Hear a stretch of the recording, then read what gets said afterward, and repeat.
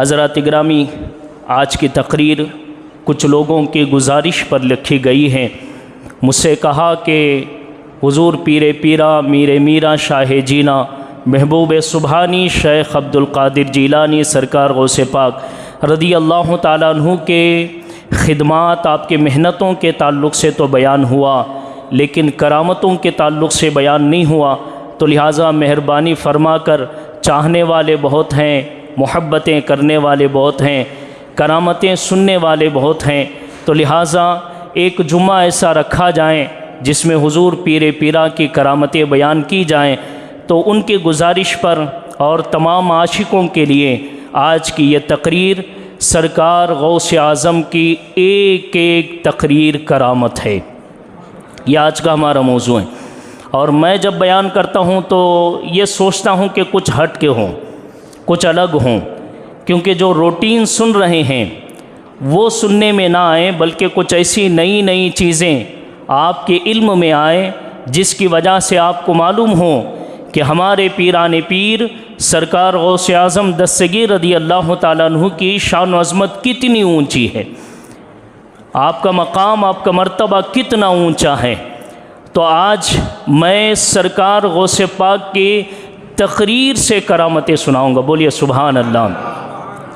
हमारे गौसे पाक करामतें दिखाते हैं, ये भी करामतें हैं, लेकिन हमारे गौसे पाक तकरीर भी फरमाते हैं। तो गौसे पाक की एक एक तकरीर अपनी जगह करामत हुआ करती है। और फिर कोई ये ना सोचे कि जनाब ये जो सुन्नी हजरात हैं बस ये किस्से कहानियों में करामतें में लगे रहते हैं, बाकी कोई बात तो इनके पास होती नहीं है, इसलिए ये अपनी तरफ से जोड़ जाड़ के जो है किसी भी तरह करामतें बयान करते हैं।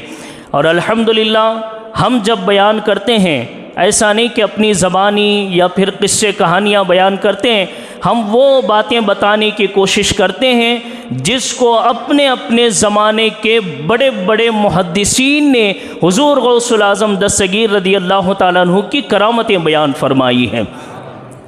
आम आदमियों के करामत बयान करना अलग होता है, और अपने वक्त का मुहद्दिस किसी की करामत के बारे में लिखे तो फिर उसकी शान और उसकी अज़मत बहुत ऊंची हुआ करती हैं।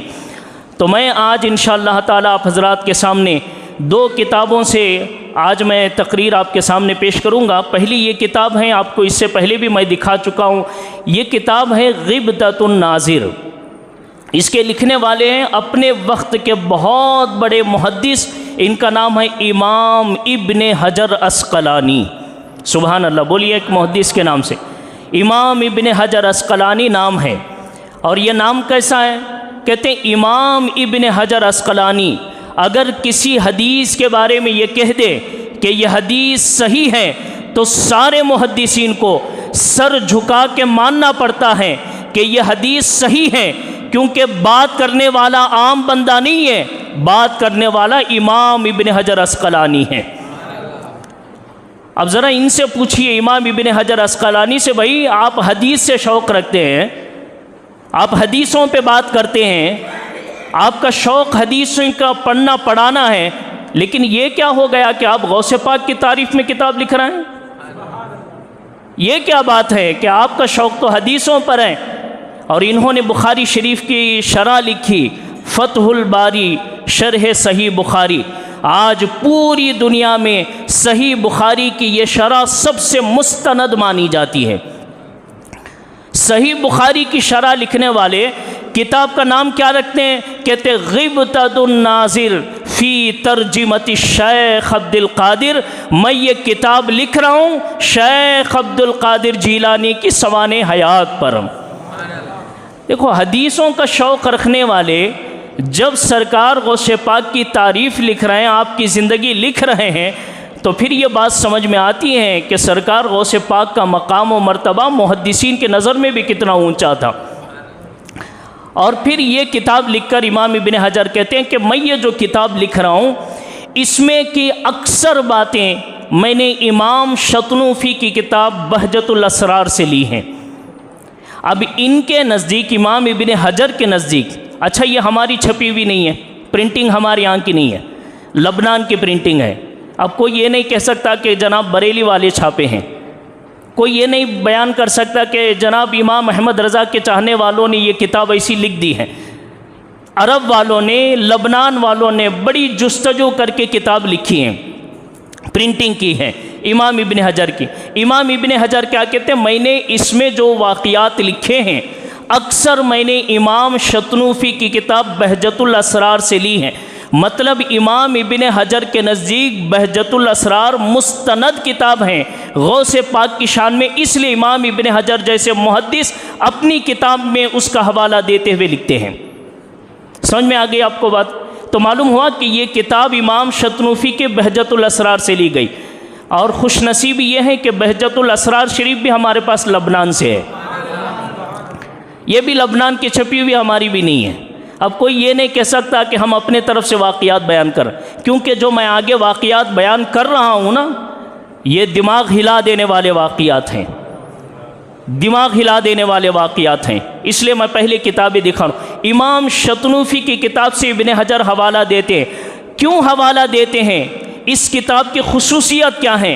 खुसूसियत इस किताब की ये है, जिस तरह हदीस बयान किया जाता है इस तरह इमाम शतनूफ़ी ने सरकार गौसे पाक के शागिर्दों से होते हुए आप तक बयान करने वाले हर एक का नाम आपने बयान फरमाया है। जिस तरह बयान किया जाता है ना, अखबरना फ़लाँ, अखबरना फ़लाँ, अखबरना फ़लाँ, इस तरह हदीस की लड़ी बयान की जाती है। इसी तरह इमाम शतनूफ़ी ने सरकार गौसे पाक के सवाने हयात आपकी शान व अज़मत और आपके करामतों में लिखी है। अब मैं इन दो किताबों से आप हज़रात के सामने आज सरकार गौसे पाक की तकरीर सुनाने वाला हूँ कि हमारे गौसे पाक रज़ी अल्लाह ताला अन्हु की तकरीरें कैसी हुआ करती थी। पहली बात यह है कि हुज़ूर गौसुल आज़म दस्तगीर रज़ी अल्लाह ताला अन्हु जब तक आपकी उम्र 35 से 40 साल तक थी, जो आपने इससे पहले जुमा भी सुना, मेहनतें बड़ी थी, मशक्क़तें बड़ी थी, उस दौरान आपने कभी भी तकरीर नहीं फरमाई। एक बुज़ुर्ग से मुलाकात भी, उनका नाम है हज़रत यूसुफ़ हमदानी रहमतुल्लाहि ताला अलैह। इन्होंने सरकार गौसे पाक को बुलाया और कहा, बेटे अब्दुल कादिर बयान क्यों नहीं करते, आप क्यों बयान नहीं करते? तो सरकार गौसे पाक ने ये फरमाया, उनसे अर्ज़ किया बुज़ुर्ग से, कहा कि यहाँ पे जो है ना बड़े बड़े लोग अरबी जानने वाले होते हैं, तो इन अरबी जानने वालों के सामने मैं एक जीलान का रहने वाला कैसे बयान कर सकता हूँ? तो यूसुफ़ हमदानी ने कहा कि नहीं, मैं देख रहा हूँ अल्लाह ने तेरी ज़बान में वो तासीर रखी है कि जब तू बयान शुरू करेगा हज़ारों नहीं करोड़ों को अल्लाह ताला हिदायत से मालामाल फरमाएगा। बयान करना शुरू करो। और एक जो मशहूर वाक़िया है कि इसी रात हुज़ूर गौसुल आज़म दस्तगीर रज़ी अल्लाह ताला अन्हु ने ख्वाब देखा कि नबी करीम सल्लल्लाहु ताला अलैहि वसल्लम ख्वाब में तशरीफ़ लाए। फरमाया, बेटे अब्दुल कादिर तकरीर क्यों नहीं करते? बिल्कुल वही अर्ज़ किया कि हुज़ूर यहाँ तो अरब के अरबी जानने वाले लोग हैं, इनके सामने मैं कैसे अजम का रहने वाला बयान कर सकता हूँ? तो हुज़ूर अलैहिस्सलातु वस्सलाम ने लुआब दहन अपने मुँह मुबारक से सरकार गौसे पाक के मुँह में 7 मरतबा डाला। फिर थोड़ी देर के बाद मौला अली शेर खुदा रज़ी अल्लाह ताला अन्हु की ज़ियारत हुई। मौला अली ने भी फरमाया कि अब्दुल कादिर तकरीर क्यों नहीं करते? कहा कि हुज़ूर तकरीर करने में मुझे थोड़ा खौफ महसूस होता है, कैसे तकरीर करूं? कहा बेटे मुंह खोलो। सरकार गौसे पाक ने मुंह खोले, मौलाए कायनात ने 6 मरतबा अपना लुआब दहन हुज़ूर गौसे पाक के मुंह मुबारक में डाले।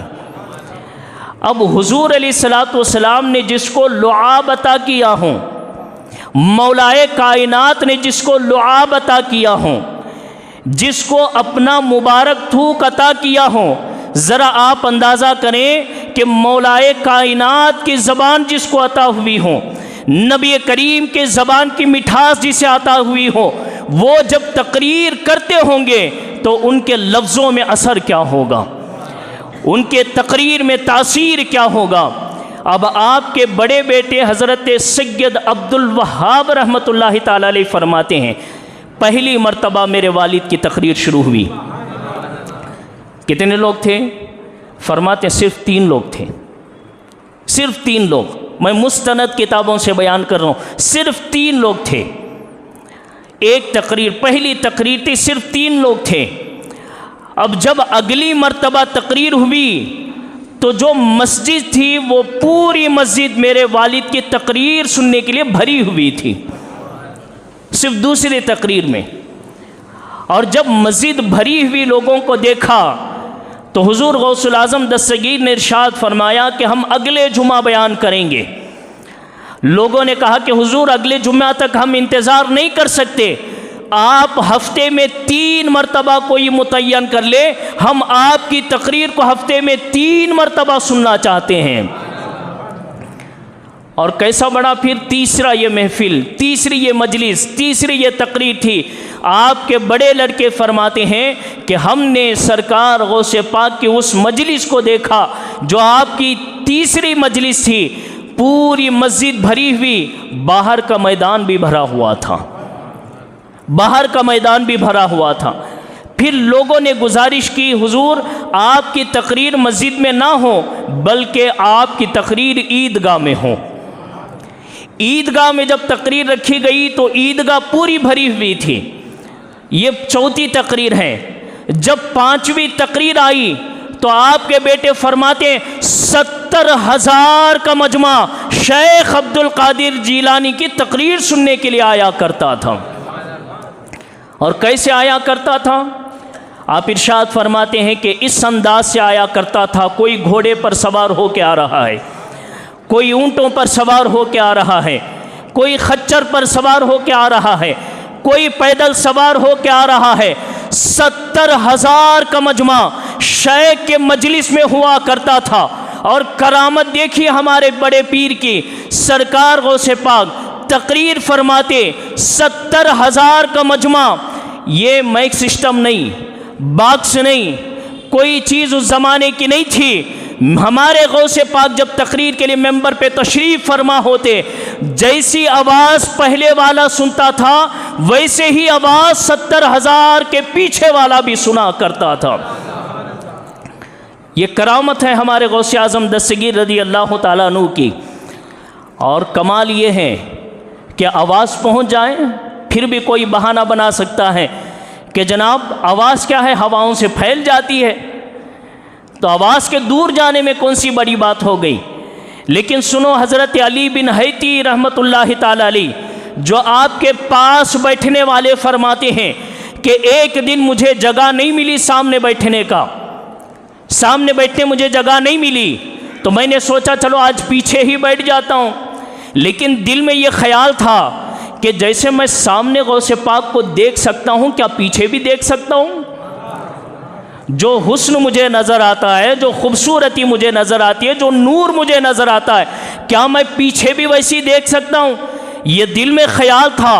पीछे बैठा, गौसे पाक की तकरीर शुरू हुई। आप कहते जैसे मैं गौसे पाक का नूर सामने बैठ के देखता था, 70,000 के पीछे भी गौसे पाक का चेहरे का वही हुस्न मुझे नज़र आया करता था, वही नूर मुझे नज़र आया करता था। अब बताइए, हुजूर गौसे आज़म की न सिर्फ तकरीर पहुँचती थी, 70,000 के पीछे वाले को हुजूर गौसे पाक का हुस्न वैसे ही नज़र आता था जैसे सामने वाले को नज़र आया करता था।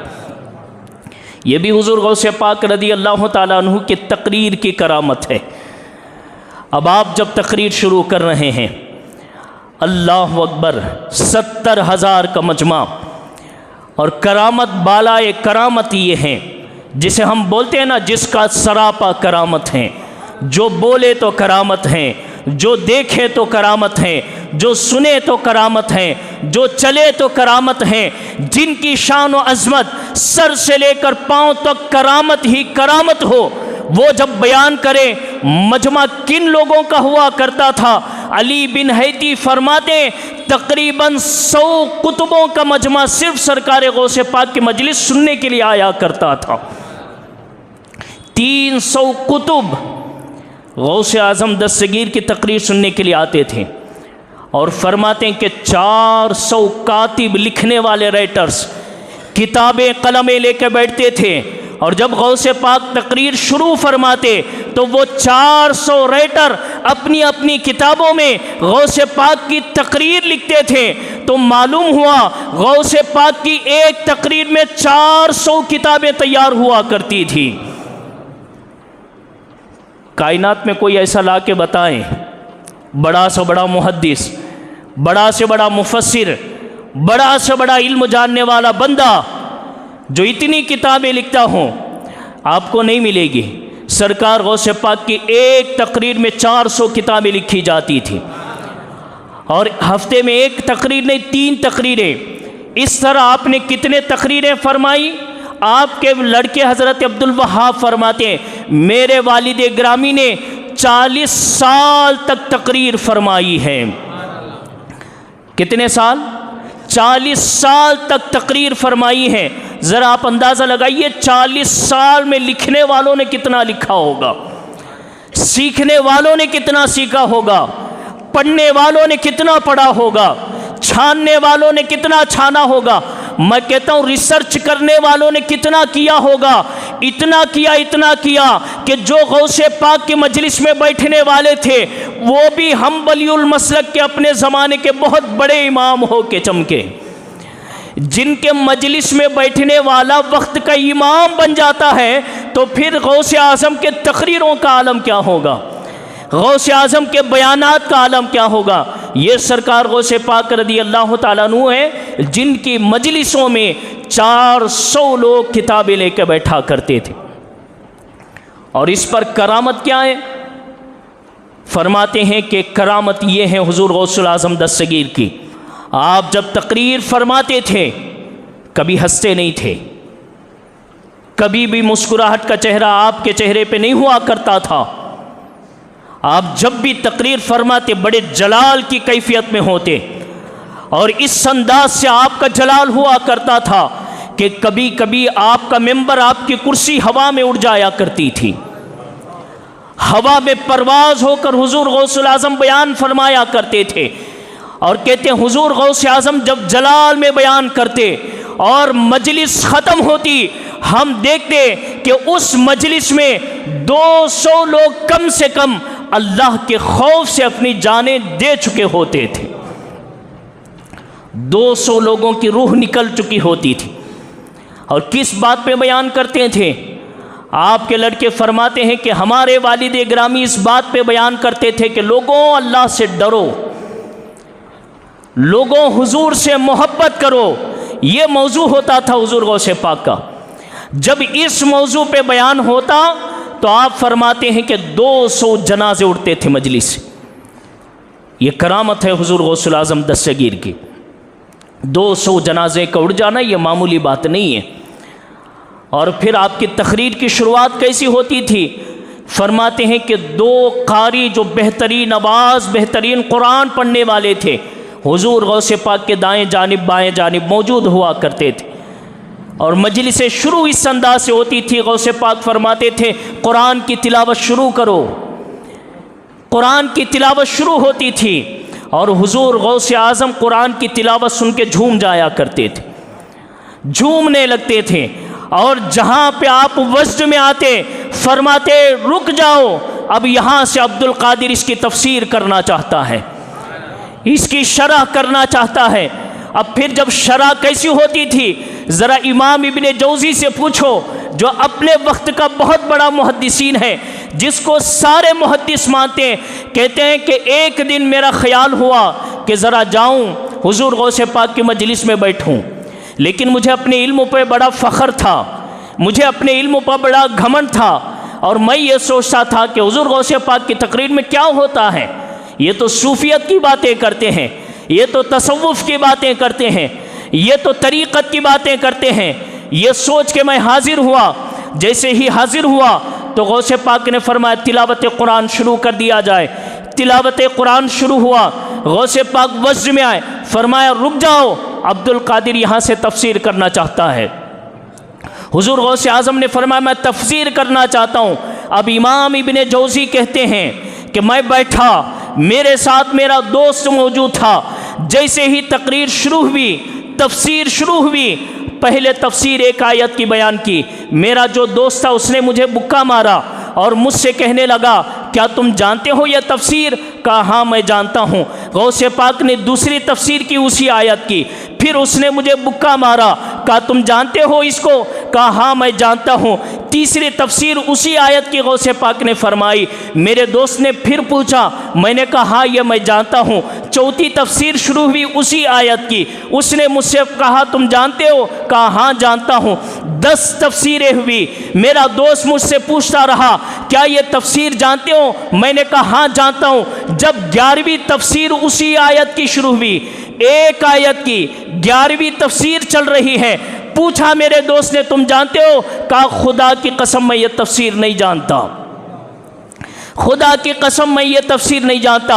गौसे पाक ने 12वीं तफसीर की, गौसे पाक ने 13वीं तफसीर की, गौसे पाक ने 14वीं तफसीर की, गौसे पाक ने 15वीं तफसीर की, गौसे पाक ने 16वीं तफसीर की, गौसे पाक ने 17वीं तफसीर की। 18 पे पहुँचे, 19 पे पहुँचे, 20 पे पहुँचे, 30 पे पहुँचे। 40 तफसीरें एक आयत की हुजूर गौसुल आज़म ने एक मजलिस में फरमाई है। और हर तफसीर के बाद मेरा दोस्त मुझे मार के कहता तुम जानते हो?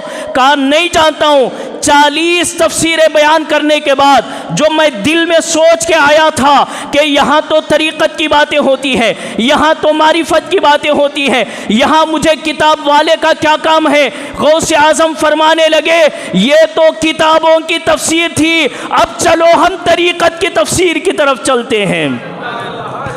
अब हम तरीक़त की तफसीर की तरफ चलते हैं। यानी इमाम इब्ने जौज़ी दिल में सोच के घर से आ रहे हैं और हमारे बड़े पीर तकरीर करते करते बता रहे हैं यहाँ पे किताबें भी बयान की जाती है, तसव्वुफ़ भी बयान किया जाता है। ये है हमारे गौसे आज़म रदी अल्लाह ताला अन्हु की करामतें। बैठने वाला क्या दिल में लेके आ रहा है ये भी जानते हैं। मैं आखिरी में एक हदीस सुनाऊँगा जो बहुत सारे लोगों को क्लियर बातें होंगी कि लोग आज बहुत शक में हैं कि जनाब ऐसे कैसे हो सकता है, दिल की बातें कोई कैसे जान सकता है। आज लोग कहते हैं आँखों से कैसे कोई दिल को देख सकता है। आज लोग कहते हैं आवाज़ कैसे वहाँ तक पहुँचा सकता है। लोग कहते हैं कि वहाँ से कैसे सुन सकता है, कैसे देख सकता है। मैं आखिरी में हदीस सुनाऊँगा, कई मरतबा सुनाऊँ, लेकिन सुन्नियों की ईमान मजबूत करने के लिए मैं आखिरी में तकरीर सुनाऊंगा, एक हदीस सुनाऊंगा। लेकिन सुनिए हुजूर गौसुल आज़म दस्तगीर की तकरीर किस शान के साथ हुआ करती है। फरमाते हैं कि 100 फुक़हा अपने ज़माने के बड़े बड़े इल्म रखने वाले, बगदाद के रहने वाले, हुजूर गौसे आज़म की मजलिसों को देखकर जलने लगे। हसद पैदा हो गई उनके दिल में।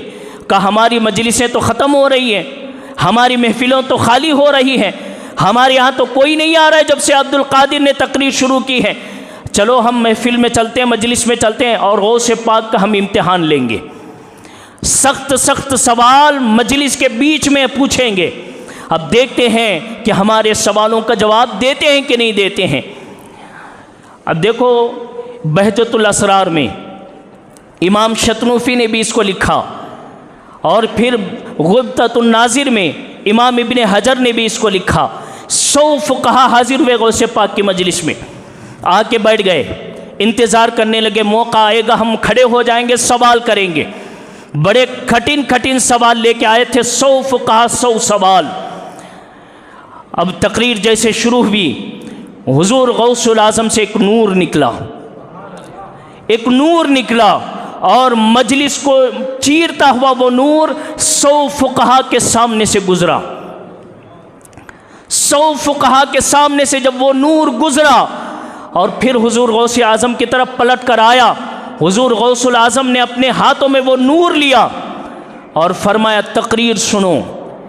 तकरीर शुरू हुई और जब तकरीर चलने लगी अचानक वो 100 फुक़हा खड़े हुए, कपड़े फाड़ने लगे, चीख पुकार मच गई। अब अचानक चीखो पुकार को देखा, जब हंगामा देखा, हुजूर गौसुल आज़म ने इरशाद फरमाया करीब आ जाओ। वो लोग करीब आ गए और सीने से लगाया, एक को सीने से लगाया, फरमाया तू ये सवाल लेके आया था, ये जवाब दे रहा हूँ। दूसरे को बुलाया, सीने से लगाया, तू ये सवाल लेके आया था, मैं इसका जवाब दे रहा हूँ। तीसरे को बुलाया, सीने से लगाया, फरमाया कि तू सवाल लेके आया था, इसका जवाब दे रहा हूँ। 100 फुकहा को सीने से लगाया, 100 फुकहा को अलग करके फरमाया तुम ये सवाल लेके आए थे। अब्दुल कादिर इसका जवाब ये दे रहा है। जब वो 100 फुकहा मजलिस होने के बाद जाने लगे तो इमाम हैतमी कहते मैं रोक के कहने लगा आखिर क्या हुआ था, क्या हुआ था कि अचानक खड़े हो गए, चीखने लगे, कपड़े फाड़ने लगे, क्या हुआ था? वो 100 फुकहा ये कहने लगे कि हम दिल में इरादा करके आए थे कि कठिन कठिन सवाल करेंगे। गौसे आज़म के मजलिस में जैसे ही बैठे तो हमारा इल्म सारा गायब हो गया, सारा इल्म गायब हो गया। ऐसा लगता था कि हमने अलिफ भी नहीं पढ़ा, हमने बा भी नहीं पढ़ा, हमें कुछ आता ही नहीं है, कुछ हम जानते ही नहीं है। जब इस आलम को हम पहुंच गए, हमसे काबू नहीं हुआ, खड़े हो के कपड़े फाड़ने लगे। फिर शेख ने करम फरमाया, बुलाया, अपने सीने से लगाया, जो पहले हम जानते थे उससे भी ज़्यादा इल्म हमें अता फरमाया है, उससे भी ज़्यादा इल्म अता फरमाया। और हम जो सवाल लेके आए थे, सवाल करने की ज़रूरत नहीं पड़ी, शेख ने खुद ही सवाल बता दिया और जवाब भी खुद ही अता फरमा दिया। यह है हुजूर गौसुल आज़म की करामतें, और ये तकरीर के दौरान हो रही है। तकरीर के दौरान की करामतें ये हैं, तो खुद करामत दिखाने के लिए बैठे तो उस करामत का कौन अंदाज़ा लगा सकता है। हुजूर गौसुल आज़म दस्तगीर रदी अल्लाह ताला अन्हु की यही महफिल है, यही मजलिस है कि हुजूर गौसे पाक तकरीर फरमा रहे हैं। और जलाल कैसे होता था? जलाल इस अंदाज का हुआ करता था कि परिंदे को गुजरने की इजाज़त नहीं थी, हवा में परिंदे को उड़ने की इजाज़त नहीं थी।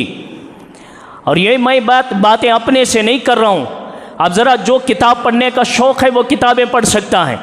बहजतुल असरार ये अरबी में है, अरबी भी पढ़ सकते हैं, उर्दू में भी मिलती है, ज़रा उर्दू भी पढ़ के देखें। अब देखिए यहाँ से एक बड़ा वाक़िया इमाम शतनूफ़ी ने लिखा है हुजूर गौसुल आज़म दस्तगीर के करामत पर। अब देखिए इसमें क्या कहते हैं, सफ़ा नंबर 180 पर एक है, फरमाते हैं कि हुजूर गौसुल आज़म दस्तगीर की तकरीर शुरू हुई। जलाल इस अंदाज का होता था कि परिंदा भी नहीं उड़ सकता था, कोई पर नहीं मार सकता था। अगर बारिश हो जाना शुरू हो जाए तो हुजूर गौसे पाक बारिश से फरमाते थे, अब्दुल कादिर अल्लाह के लिए जमा कर रहा है और तू अल्लाह के लिए सबको बिखर रहा है।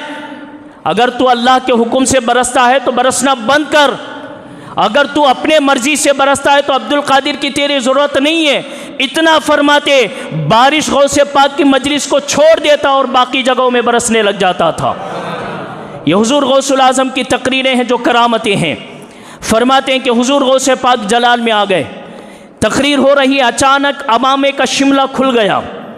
जैसे ही अमामे का शिमला खुल गया, इमाम शतनूफ़ी फरमाते हैं कि हमें खौफ होने लगा, डरने लगे हम कि कहीं ऐसा ना हो कि गौसे आज़म के जलाल के नीचे आ जाए। हमने अपने अपने अमामे उतारे और हुजूर गौसे आज़म की कुर्सी के नीचे फेंक दिए,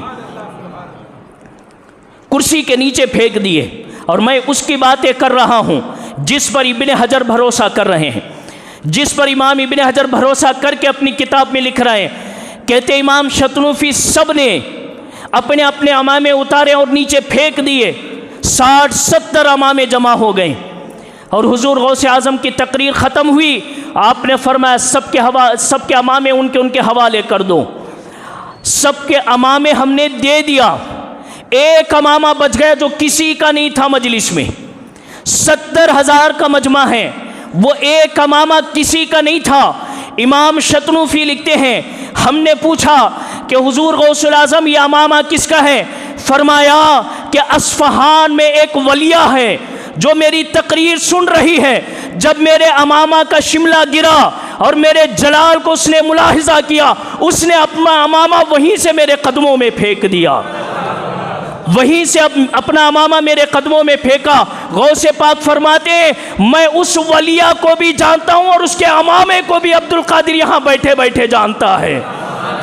यह हमारे गौसे आज़म की तकरीरें हैं कि तकरीर चल रही है, कौन कहाँ से देख रहा है ये हमारे गौस को मालूम है। क्या समझा है लोगों ने आज गौसे आज़म को? बहुत हल्की हल्की तकरीरें सुनते हैं ना हम, बस वही करामतें सुनते, हमें लगता है कि बस यही करामतें हैं। ज़रा आगे बढ़ के हमने किताबें पढ़ा होता तो मालूम होता कि हुज़ूर गौसुल आज़म दस्तगीर रज़ी अल्लाह ताला अन्हु की करामतें कैसी है। अब मैं आपसे पूछना चाहता हूँ, तकरीर में कौन कौन आते हैं जी? इंसान आते हैं, आपका यही जवाब होगा ना। तकरीर में कौन आते हैं? इंसान आते हैं, मुसलमान आते हैं। अगर ज़्यादा से ज़्यादा अच्छी तकरीर हो, कभी कभी गैर भी आ जाया करते हैं, कभी यहूदी भी आ जाते हैं, कभी ईसाई भी आ जाते हैं, सब आते हैं ना। लेकिन मैं तकरीर का अनोखा अंदाज़ बयान कर रहा हूँ आपके सामने। हुज़ूर गौसुल आज़म दस्तगीर के तकरीर में कौन कौन हुआ करता था। देखो ये हदीस का पहले मैं सनद बयान कर रहा हूँ। ये जो रिवायत हैं हुज़ूर गौसुल आज़म के बारे में, ये रिवायत की सनद बयान कर रहा हूँ। ये कहते हैं अख़बरना अबू साद अब्दुल गालिब बिन अहमद अल हाशमी क़ाल अख़बरना शेख अबुल हसन अली इब्न सुलैमान अल खब्बास क़ाल अख़बरना शेखान अल इमरान अल कमयाती वल बज़्ज़ार क़ाल समिअना शेख अल क़ुदवा अबा साद अल क़ैलवी रज़ी अल्लाह ताला अन्हु यक़ूल। ये कहते हैं कि मैंने यहाँ से सुना, और गौसे पाक की मजलिस में बैठने वाले शेखुल क़ुदवा अबू साद अल क़ैलवी हैं। ये कहते हैं रअयतु रसूल अल्लाह, मैंने गौसे पाक के मजलिस में प्यारे आका को आते हुए देखा है। ये गौसे पाक की शान है, ये गौसे पाक की करामत है। फरमाते हैं कि मैंने हुजूर को देखा गौसे पाक के मजलिस में। और किसको उसको देखा? कहते हैं वगैरुहु मिनल अंबिया सलवातुल्लाहि अलैहिम फ़ी मजलिस शेख अब्दुल कादिर गैर मर्रतन। कहते हैं कि मैंने कई मरतबा अंबिया की रूहों को भी अब्दुल कादिर के मजलिस में आते हुए देखा है। अब इश्क वाले देखो इश्क कैसा लिखते हैं। अंबिया की ज़ातें बड़ी है ना, बहुत आला है ना, बहुत ऊंची है अंबिया की शान। हम ये नहीं कह सकते कि अंबिया गौसे पाक की तकरीर सुनने आते थे, नहीं। अकीदा दे रहे हैं बुजुर्गान दीन, कहते हैं व इन्न सय्यदा लयुशर्रिफ़ अब्दहू, आका अपने ग़ुलाम को कभी कभी फैज़याब करने के लिए आया करता है। हुजूर आते थे गौसे आज़म को फैज़ देने के लिए, अंबिया की रूहें आती थी गौसे पाक को फैज़ देने के लिए। और आगे कहते हैं व इन्न अरवाहल अंबियाई लतजव्वलु फिस समावाति वल अर्द, अंबिया की रूहें आसमान पर ऐसे घूमती थी जैसे हवा में परिंदे घूमा करते हैं। ये हमारे गौसुल आज़म दस्तगीर की तकरीरें। फिर कहते हैं वरअयतुल मलाइकत अलैहिमुस्सलाम यहज़ुरूनहु तवाइफ, कहते हैं कि मैंने गौसे आज़म की तकरीरों में फ़रिश्तों को आते हुए देखा है। फ़रिश्ते भी हुज़ूर गौसुल आज़म दस्तगीर के तकरीरों में आया करते थे। फिर फरमाते हैं वरअयतु रिजालुल गैब वल जान, और रिजालुल गैब और जिन्नात भी हुज़ूर गौसे पाक की तकरीरें सुनने आया करती थी। और फिर फरमाते हैं कि ये जो जिन्नात हैं रिजालुल गैब हैं, ये कैसे आते थे? कहते हैं यतसाबकून इला मजलिसिही, ये एक से बढ़कर एक लड़ने झगड़ने लग जाते थे कि मैं सामने जाऊंगा, मैं सामने जाऊंगा, मैं सामने जाऊंगा, मैं सामने जाऊंगा। जिन्नात गौसे आज़म की तकरीर सुनने के लिए लड़ने लग जाते थे। फिर कहते वरअयतु अबुल अब्बास अल खिज़्र, मैंने अबुल अब्बास हज़रत खिज़्र को गौसे पाक के मजलिस में देखा है। हज़रत गौसे पाक के मजलिस में हज़रत खिज़्र को मैंने देखा। और मैं देखा तो फिर क्या हुआ? कहते अब खिज़्र को देखा तो खामोश थोड़ी रहूँगा। फिर मैंने पूछा आप आते क्यों हैं? अल्लाह ने आपको बड़ा लंबा ज़माना दिया है, आपने मूसा को भी देखा है, और मूसा से आपको कहा गया था जाओ खिज़्र के पास, मैंने इल्म लदुन्नी खिज़्र को अता फरमाई है, जाओ मूसा जाके सीखो वहाँ। अल्लाह अकबर, ये हज़रत खिज़्र हैं। कहते जब मैंने हज़रत खिज़्र को देखा फ़सअल्तुहु, मैंने पूछा आप क्या कर रहे हैं यहाँ पे, आप क्या कर रहे हैं यहाँ पे, आप क्यों आ रहे? आपने कहा फ़क़ाला, हज़रत खिज़्र ने कहा मन अरादल फ़लाह फ़अलैहि बिमुलाज़मति हाज़िल मजलिस, जो बंदा कामयाबी चाहता है वह अब्दुल कादिर के मजलिस में आके बैठ जाता है। अब मैं ये नहीं कहूँगा कि हज़रत खिज़्र कामयाबी चाहने के लिए आए थे, नहीं, वो पहले से कामयाब हैं। हज़रत खिज़्र दूसरों को कामयाबी अता करने के लिए आया करते थे। ये हमारे गौसुल आज़म दस्तगीर की तकरीरें हैं। हमने छोटे छोटे वाक़ियात सुन के हमने बड़ा महदूद कर दिया ना गौसे पाक की तकरीर को। गौसे पाक की शान और अज़मत को। हम घसी पिटी तकरीरें सुनते हैं और हम समझते हैं शायद यहीं तक है, नहीं, ये हुज़ूर गौसुल आज़म दस्तगीर की तकरीरें हैं। और एक तकरीर जो आपने बड़ा पुराना आपने सुना होगा और आम बात है, कहते हैं कि हुज़ूर गौसुल आज़म तकरीर हो रही हैं, गौसुल आज़म दस्तगीर की तकरीर हो रही है। और हुज़ूर गौसुल आज़म की तकरीर कैसी होती है? फरमाया अगर कोई बंदा दिल में कुछ समझ भी लेता है, दिल में कुछ ख्याल भी कर लेता है, हुज़ूर गौसुल आज़म उसकी दिल की बात भी सुन लिया करते हैं और उसकी हाजत भी पूरी कर दिया करते हैं। इमाम शतनूफ़ी लिखते हैं कि एक बंदा था जो तिजारत के सिलसिले में आया था बगदाद शरीफ को, और उसने देखा कि हुज़ूर गौसुल आज़म की तकरीर हो रही है। उसने सोचा चलो चलता हूँ, मैं भी बड़े पीर से फ़ैज़ हासिल करता हूँ। आया, वो 70,000 मजमे के बीच में बैठ गया। अब जब बैठा तो तिजारत के सिलसिले से आया था, बिजनेस के लिए आया था, 70,000 के बीच में बैठा। अब तकरीर शुरू हुई, कितनी देर चलती थी किसी को मालूम नहीं था और होश भी नहीं होता था कि कितनी देर सुन रहे हैं, हमें क्या काम है, किसी को होश नहीं होता था। हुज़ूर गौसुल आज़म दस्तगीर की तकरीर चल रही है, अचानक उसको हाजत हुई, मुझे वाशरूम को जाना है, हाजत हुई। अब वो दिल ही दिल में सोचने लगा कि बड़े पीर तेरे मजलिस में आया हूँ, अगर यहाँ मैं हाजत कर दूँ तो शर्मिंदा हो जाऊँगा और तू अपने ग़ुलामों को शर्मसार होने नहीं देता, तो मैं तेरी मजलिस में बैठा हूँ, कुछ तो करम कर दे। हुज़ूर गौसुल आज़म ने अपना रुमाल उठाया और उसके ऊपर फेंका। जैसे ही उसके ऊपर गौसे आज़म का रुमाल आया, वो आदमी जगह से गायब हो गया, एक जंगल में पहुँचा। वहाँ पे उसने इस्तिंजा किया, वज़ू किया, 2 रकात नमाज पढ़ी, अपना जो ताले होते थे, जो चाबियाँ उसकी होती थी, वो चाबियाँ दरख्त को लगाया। जब हाजत मुकम्मल हो गई, नमाज मुकम्मल हो गई, हुज़ूर गौसुल आज़म ने रुमाल खींच लिया। अब वो फिर से हाजिर हो गया, मजलिस ख़त्म हुई। 2 महीने के बाद वो बिजनेस के सिलसिले से 2 महीने की मुसाफत पर पहुंचता है, 2 महीने के दूरी पर पहुंचता है, तो देखा कि वही दरिया है, वही जंगल है, वही दरख्त है, वही जगह है। उसने सोचा कि 2 महीने पहले अब्दुल कादिर ने मुझे यहीं पहुंचाया था, यहीं पहुंचाया था, और उस वक्त मैंने चाबियां लेना भूल गया था। अब देखता हूं चाबियां है कि नहीं है। वो दरख्त के पास गया, देखा अब भी उसकी चाबी लटक रही है, अब भी उसके चाबियां लटक रही है। लिया, हुजूर गौसुल आज़म की बारगाह में पहुंचा, अभी कुछ कहना चाहता था, गौसे पाक ने फरमाया जब तक मैं जिंदा हूं यह करामत किसी के सामने जाहिर ना हो, जब तक मैं जिंदा हूं किसी के सामने जाहिर ना हो। हुजूर गौसुल आज़म ने क्यों मना फरमाया हम नहीं जानते, ये हुजूर गौसे आज़म जानते हैं कि क्यों मना फरमाया, किस वजह से मना फरमाया। ये हुजूर गौसुल आज़म दस्तगीर की तकरीरें हैं। जो आपके ग़ुलाम अगर दिल में कुछ चाहते भी हैं तो अल्लाह अकबर, हुजूर गौसुल आज़म उसको मुलाहिज़ा भी फरमाते हैं और अल्लाह के फ़ज़ल से अता भी करते हैं। 5 मिनट ले लूँ मैं, 5 मिनट ले लूँ। हुजूर गौसुल आज़म दस्तगीर एक मरतबा तकरीर कर रहे हैं, तकरीर करते करते आपने फरमाया जिसको जो दुआ करना है कर लो, जो दुआ करना है कर लो। अगर हमारे जैसे बंदे होते तो फिर हम कहते कि मौला हमें ज़मीन नहीं है ज़मीन दे दे, हमारे पास पैसा नहीं है पैसा दे दे, हमारे पास फ़लाँ चीज़ नहीं है फ़लाँ चीज़ दे दे। लेकिन ये हुजूर गौसुल आज़म मजलिस है, हुजूर गौसुल आज़म दस्तगीर के मजलिस में बैठने वाले लोग हैं। इमाम अली बिन हैती फरमाते हैं कि जब हुजूर गौसुल आज़म दस्तगीर ने ये फरमाया जिसको जो मांगना है मांग लो अल्लाह अता फरमाएगा, मैंने कहा मुझे हुजूर का दीदार हो जाए, मुझे मदीने के ताजदार का दीदार हो जाए। अब जैसे ही मैंने इरादा किया आंख बंद हुई, प्यारे आका का दीदार हो रहा है, हुजूर का दीदार हो रहा है। अब मैं कहाँ देख रहा हूँ?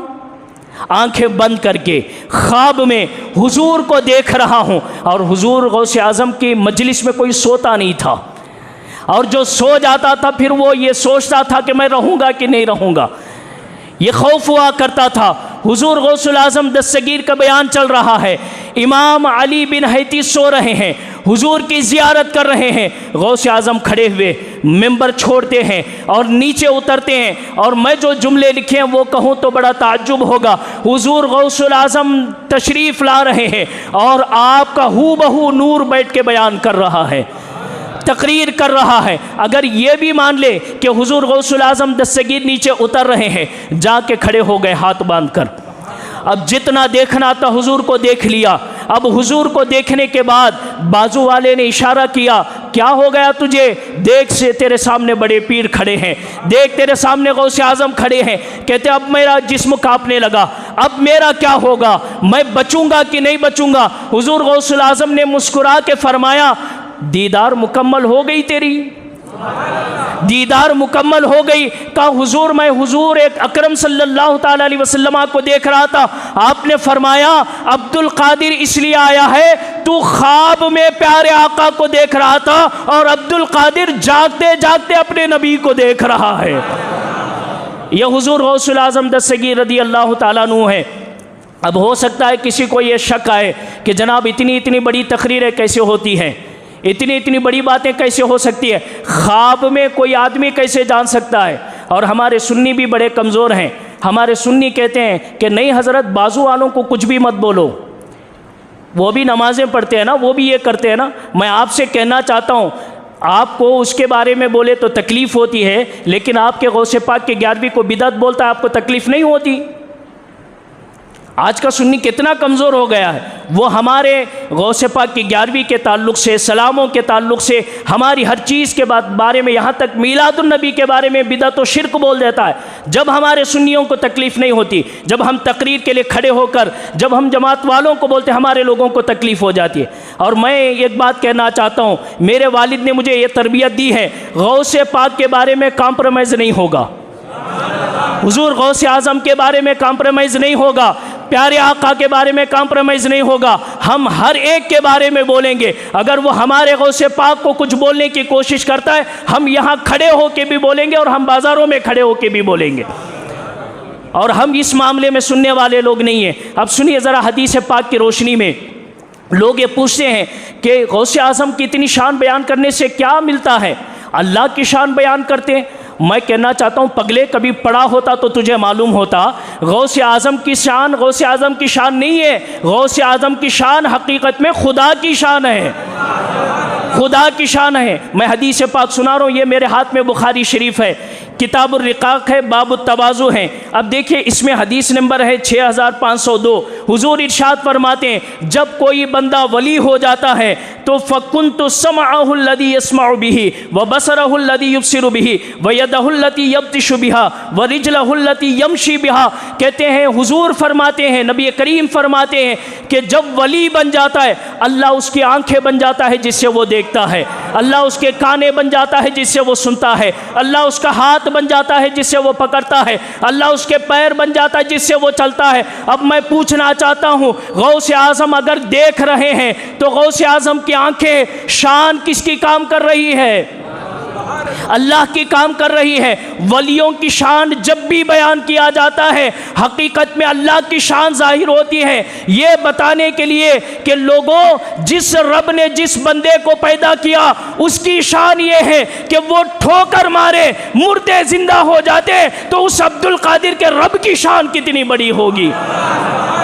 जब अब्दुल कादिर बैठे बैठे लोगों के दिलों पर नजर डालते हैं, जिस रब ने पैदा किया उस बंदे की शान ये है कि वो जब दिलों को देख लेता है, दिलों के राजों को देख लेता है, तो फिर पैदा करने वाले खुदा के समात और खुदा के बसारत और खुदा के देखने का अंदाज़ क्या होगा। तो हम वलियों की शान इसलिए बयान करते हैं ताकि लोगों के सामने अल्लाह ताला की शान ज़ाहिर हो। अल्लाह से दुआ है, अल्लाह ताला हम तमाम को सरकार गौसुल आज़म दस्तगीर रदी अल्लाह ताला अन्हु की मोहब्बत हमेशा अपने दिलों में रखने की तौफ़ीक़ अता फ़रमाए। हमें और हमारी नस्लों को हुज़ूर गौसुल आज़म दस्तगीर का फ़ैज़ान नसीब अता फ़रमाए। व आख़िर दावाना अनिल हम्दुलिल्लाहि रब्बिल आलमीन।